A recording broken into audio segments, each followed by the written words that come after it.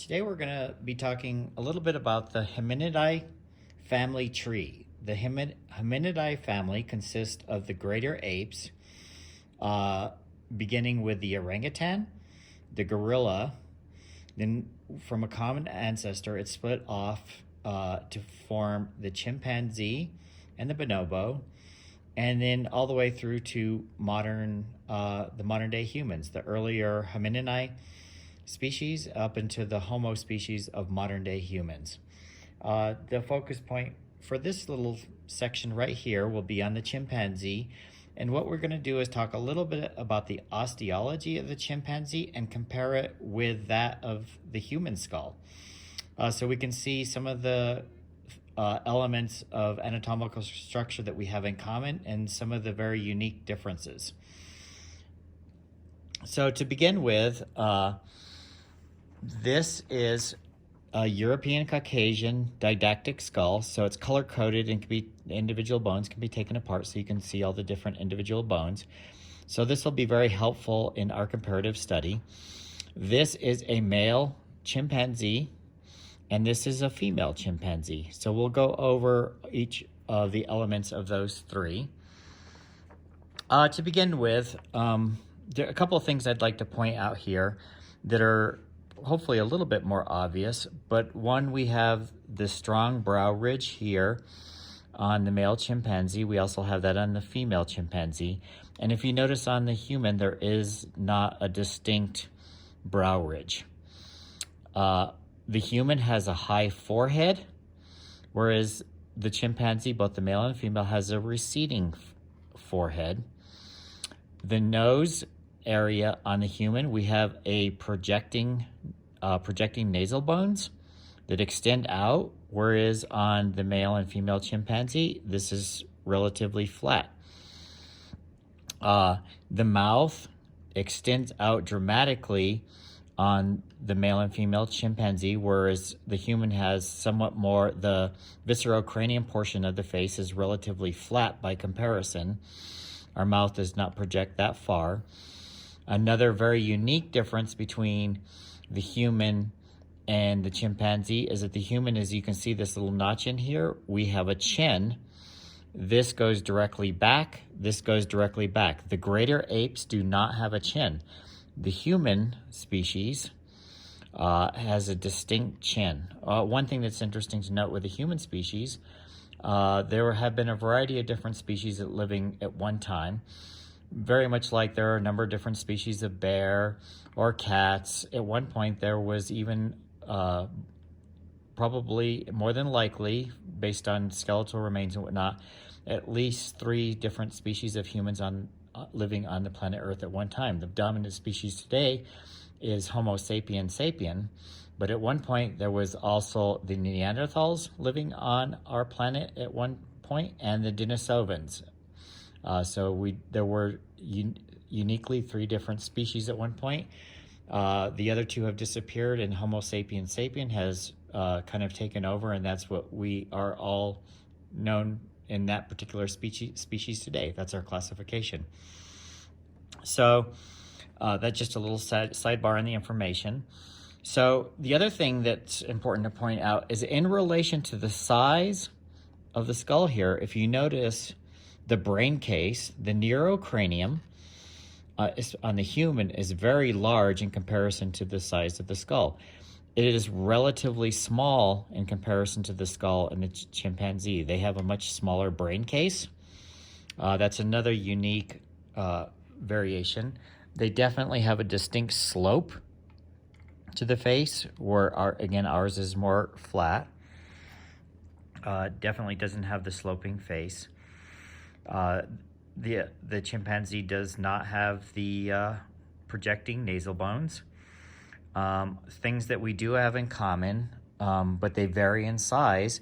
So that both the male and female chimpanzee have the incisor teeth. They have very large, aggressive, powerful canines. Through here, they have premolars and they have molars. They are omnivores and eat a lot of vegetation, as do humans. We do not have the aggressive canines, but we we do have the incisors, we do have canines, we do have premolars, and we do have molars. So those are things that are in common. We are this whole grouping, human and chimpanzees, we are omnivores. Humans are bipedal for the most part. Chimpanzees and bonobos, or all the greater apes for that matter, are quadruped. And because of that, the foramen magnum, the area in the back of the skull where the vertebrae connect to the back of the skull, would be in here. On humans, it comes up through the bottom, but on the greater apes, it tends to come more toward the back of the skull. So that's another variation that's very different. And that allows them to spend more time on all fours, as opposed to being fully upright and bipedal. When we go over the full skeleton, we'll talk about some of the other differences and similarities. But today, we're just going to focus more on just the skull. I think, let me see here.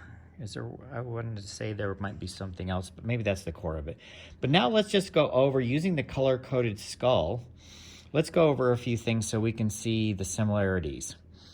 Actually, that was the other thing I wanted to talk about, was one thing that's unique is if you can imagine, if we were to, here's the orbit of the eye, if you were to stick an object inside the eye and just run it and push it, force it straight up through, if you were to do that with the human skull, it would come up into the frontal lobe of the brain. If you were to have an object placed inside the skull of the chimpanzee and run it straight up, it would come out the brow ridge. So this brow ridge extends back, and the forehead is definitely slopes away. So a sharp object would come right up through here and come out, whereas in the human, a sharp object would come up into actually the brain. And that has to do with the much larger brain case and the development of the forehead. So that's kind of an interesting thing to think about when you're drawing from these skulls or drawing from the actual portraits of live animals, or the live chimpanzee and bonobo. That's a fairly common trait with all the greater apes, and shows some of the variation between that and humans. But getting back to where we were, so this is the frontal bone, and this section in here would be the frontal bone, and it's hard to see the suture lines on this, but the suture lines would have come in through here. You can see remnants of the suture line right through here. So this is the frontal bone, and that's this blue section here. Then we have the parietal bones, this green section here. This whole section on the chimpanzee, both the male and the female, they have the same structure. Then you can see clearly the parietal bone. Down here is the temporal bone, and we can see clearly right in here the temporal bone. You can see where the suture line is running through here. Right through here, there's a suture line that you can see. So we have the frontal bone, we have the parietal bone, we have the temporal bone, and it comes through here. And just like on the human skull, there is a little suture line through here, a little suture line running through here. And this part of the zygomatic arch, this back section here, is the temporal bone. Both the human, male, female, all have very unique ears in the primate world, and this is the external auditory meatus, and you can see that on all three. The back portion of the head, this purple area on the human, this is the occipital bone, and it's slightly different here on the male and female chimpanzee, but this is the occipital bone back in here, and it's somewhat flatter. The human is more rounded and it's larger. This is definitely flat, and that's in part because that's where the vertebrae will connect into the back portion of the head. So they have exactly the same structure as we do, but because their function is somewhat different, it changes and alters their form. We have the mastoid process here, which connects to our large sternocleidomastoid muscle on the human. They also have the mastoid process right up in here, and that's the mastoid process right up in here. So that's where their neck muscles will attach as well. Then right in here is this yellow section is the sphenoid bone. the stand here is blocking that. This section that you see right here is actually the stand. But right behind in there is the suture area for the sphenoid bone. This in here, you can see this a little clearer here. The sphenoid bone is in here, right in that area. Then we had this whole section was the zygomatic arch on all three. And it'll be interesting to note when we get to the gorilla, the zygomatic arch is actually very large. But these are more similar in size and shape to that of the human. So this is the zygomatic bone right up in here, zygomatic bone through here. Then we have the infraorbital foramen in here. Down here on the mandible, we have the mental foramen. So they have very similar foramen as that of the human. If anything, they might be just a little bit larger. I think if we turn this just a little bit, you can see now a little bit in there. We'll look at the front view here in a minute, but I just wanted to give you a little visual of that. So this is the mandible. This is the ramus portion of the mandible. Same with the human. We have the mandible, the ramus portion of the mandible. This is the condyloid process in here, condyloid process. It's also called the head of the mandible, and this is a hinge joint, so it rocks back and forth, and that is that. Then we have the coronoid process. This front blade is the coronoid process of the mandible. So that's the same in all three. Then obviously we have this whole green section through here. This whole green section, or this whole section, would be the same as the green section on the human. This is the maxilla. And same here, this is all the maxilla. Again, we have the protruding nasal bones, and we also have a protruding nasal spine. The greater apes do not have the protruding nasal bones or nasal spine. One other thing that's as we move down the family tree to human, this sagittal crest begins to disappear. And it's interesting to note the male chimpanzee has a bit where you can clearly see the sagittal crest. The female, it's not so obvious. It's much more subtle. And it will be even less so on the bonobo. The bonobo and the chimpanzee split off from each other about 3 million years ago. Humans and chimpanzees split off from each other, not from each other, but from a believed common ancestor about 7 million years ago. So the sagittal crest disappears. And when we look at the gorilla and the orangutans, they have a very strong, especially the male gorilla has an incredibly strong and powerful sagittal crest. So that covers a fair amount of the information I wanted to go over right now from the profile. And now we'll switch and we'll look at the anterior view, the front view of each, so you can see some of the similarities from that angle. This is the anterior view of the human skull, the male chimpanzee, and the female. Again, now you can see a little bit more clearly the pronounced brow of the chimpanzee in comparison to the human. We don't have this powerful brow. You can see the frontal, you can tell from this angle that we have a very high frontal bone, whereas their frontal bone goes back and recedes and it's much smaller. This whole section is our neurocranium, the brain case. They have a relatively small brain case. You can see the sagittal crest very clearly on the male chimpanzee. Here's our protruding nasal bones. They have the nasal bones, 2 nasal bones up here, but they are not protruding. We have a nasal spine. They do not have a nasal spine. The mouth extends greatly. The human mouth, not so much. You can see very clearly the incisors on the front. We also have our incisors right through here on the front, but they're smaller teeth. Their canines, especially on the male, are very large, powerful, and aggressive. Not so much in the human. We are the chimpanzee, the human, All the greater apes, technically, are omnivores. These guys are quadrupeds. The human is predominantly bipedal.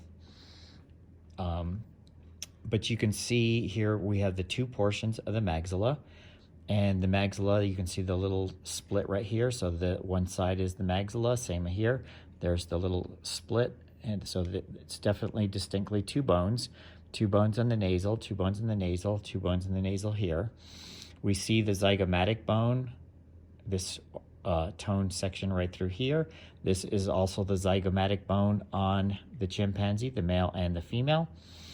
You can see the infraorbital foramen right here. It's smaller on the human, much larger, and there's a few other areas of foramen. They have a lot more blood vessels, nerve endings, and so forth that come up under their skin than we do. Even the foramen down here on the mandible is much larger than that of the human. Their mandible, this whole section is the mandible. You can now see that the ramus section, the ramus through here, this upper portion of the mandible is much larger on the ape, the chimpanzee, than it is on the human. You see a little bit of the sphenoid through here. You don't see because the orbits around the eyes and the brow ridge are so large, it's very difficult to see the sphenoid bone. It sits back in here. We can clearly see the zygomatic bone where it connects to the temporal bone and forms the zygomatic arch. The parietal bones are up in here. This front section right through here, see a little bit of the suture line. That is the frontal bone on both the male and the female. You see the suture line coming through there, and the suture line is a little higher up on the human. So we can see all of those similarities and differences.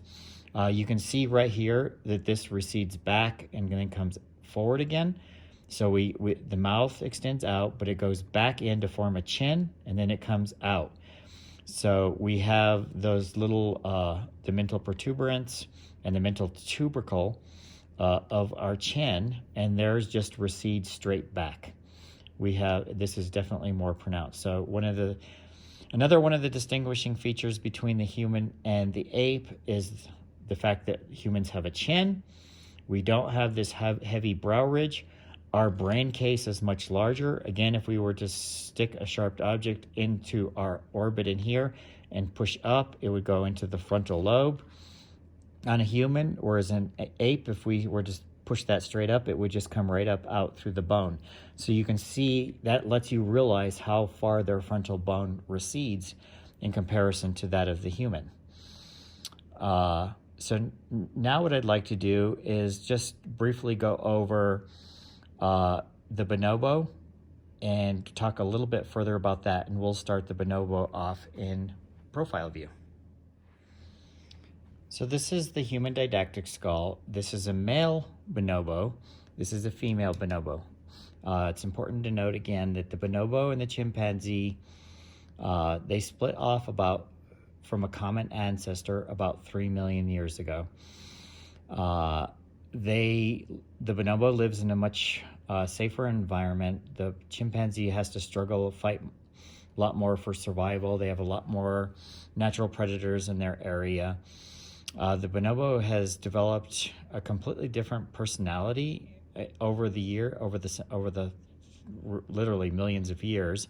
They are somewhat known as the hippies of the primate world. The chimpanzee are far more aggressive and can be quite violent by nature.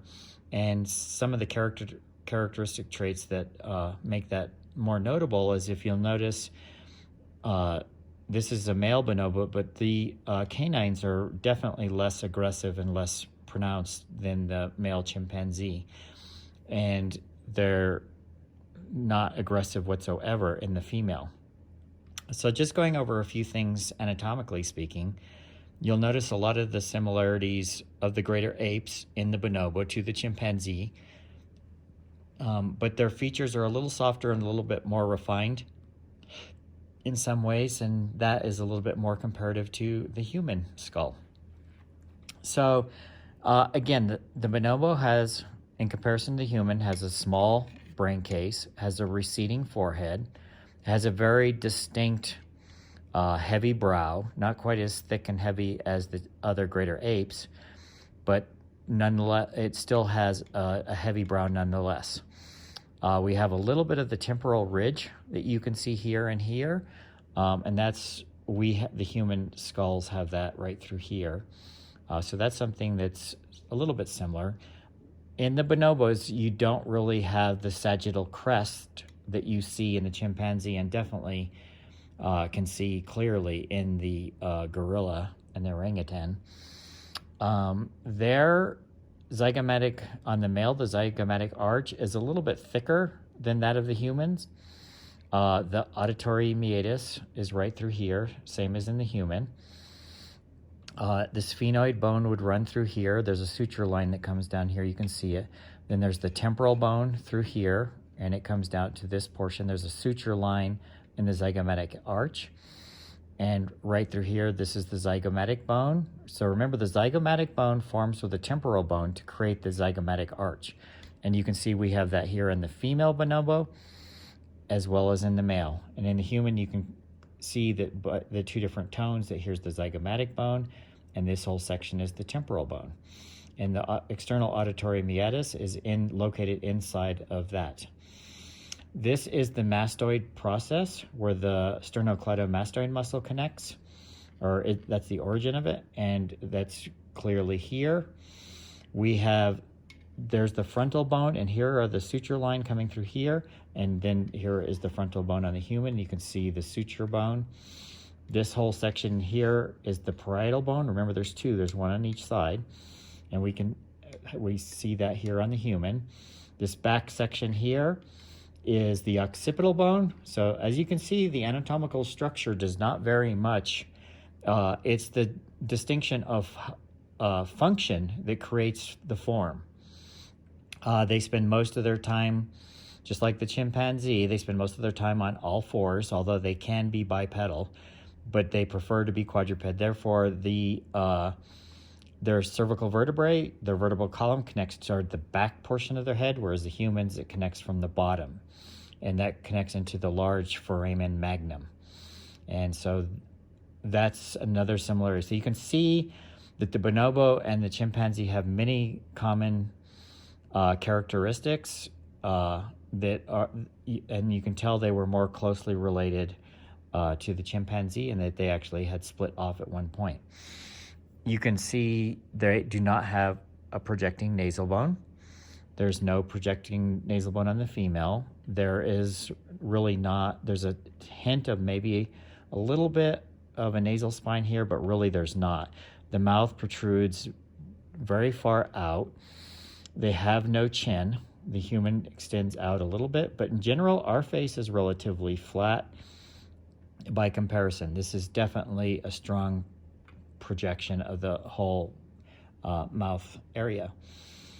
The bonobo are also omnivores. You can see here's the mental foramen. The intraorbital foramen is right up in there. And that's the area that allows all the little blood vessels and nerve endings and so forth to come up underneath the skin. We can see here the incisors. We see the incisors. We see the canines. Right here are the canines. Then we have the premolars and we have the molars. Premolars and molars. So the human and the greater apes have similar dentition. This whole section is the mandible. This is the ramus of the mandible. You can notice that this ramus portion of the mandible is much larger than the human. This is the condyloid process of the mandible, also known as the head of the mandible. And then we have the coronoid process right up in here, same as in the human. And in general, all the anatomical structure is identical, and it is just the form and the function that changes the form to make it slightly, give it all its slight variation. So smaller brain, thick, heavy brow, non-projecting nasal bones, little to no nasal spine, projecting mouth, no chin, it angles directly back, heavier mandible, very strong, very powerful, zygomatic arch, similar external auditory meatus. Same as on the human. Mastoid process slightly varies. Definitely a flatter portion to the back of the head where the cervical vertebrae connect, whereas ours extends out further and is a little bit more rounded. And again, our foramen magnum is located on the bottom where our cervical vertebrae connect up through that base. And we're bipedal, and they spend most of their time as quadrupeds. So now let's turn these forward facing so we can see the anterior view, the front view of the bonobo skeletons, and just do a quick review of the structure from that angle.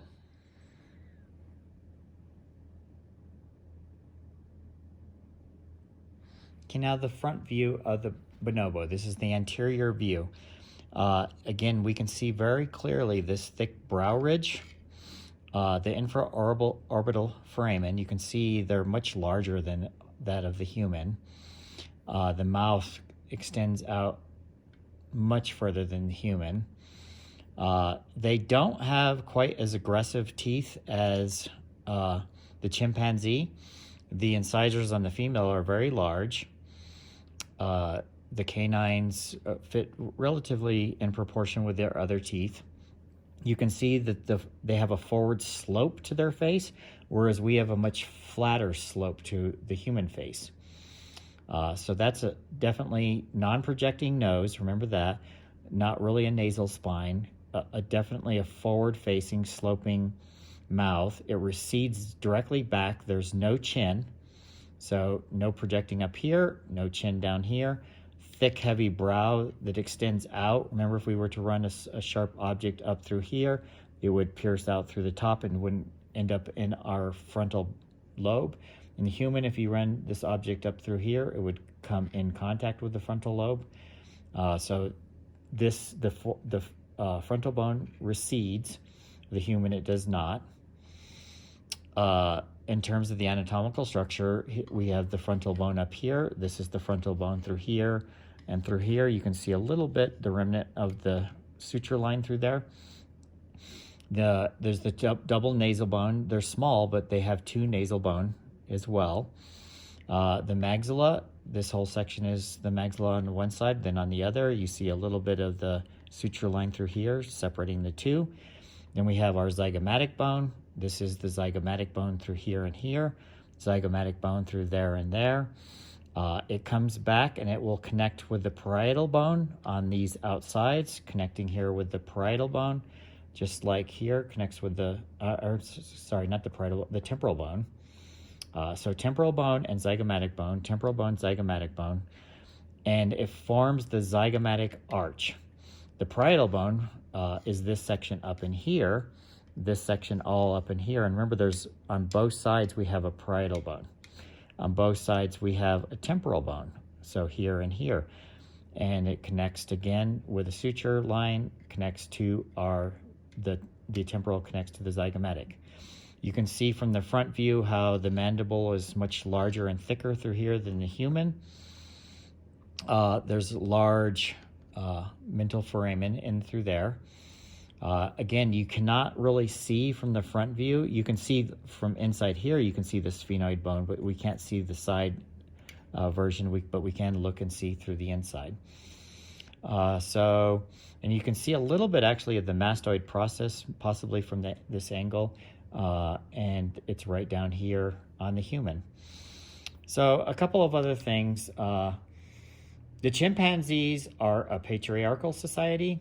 The bonobos are a matriarchal society, meaning patriarchal, the males tend to have the power in their groups. In the matriarchal society, the bonobos their females tend to control all the group. They are a very interesting group. They're much more peaceful, definitely less violent. Again, they're known as the hippies of the primate world, and chimpanzees definitely are more aggressive and violent, and they have more natural predators, whereas the bonobo has few natural predators in their environment. They are separated by a large body of water, and that's probably how the two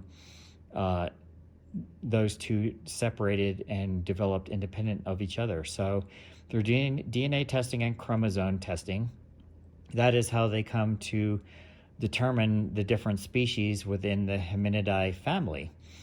The orangutan, the gorilla, the chimpanzee, the bonobo, and human, all through DNA testing and chromosome testing, they're very similar. They have very little fluctuation, but they definitely have some distinct attributes that lead each of us on our own course. So this concludes this section on the bonobo. We looked at it from the profile view. We looked at it from the anterior, the front view, both the chimpanzee and the bonobo. And this will tie in nicely so that you can see the comparison between the orangutan and the human, the gorilla, the human, the chimpanzee and the human, the bonobo and the human. All the similarities. They are all part of the Hominidae family, and in that particular section of the phylogenetic tree. And that concludes this little section. I hope you enjoyed it and you found this useful and helpful. Just remember some of those key characteristic traits, and you can add and change all of those in your studies, in your drawings, and create some fantastic imagery. If you want to go on and do a little bit of concept design, you can mix and match and have some fun with it. I hope you found that useful. Thank you.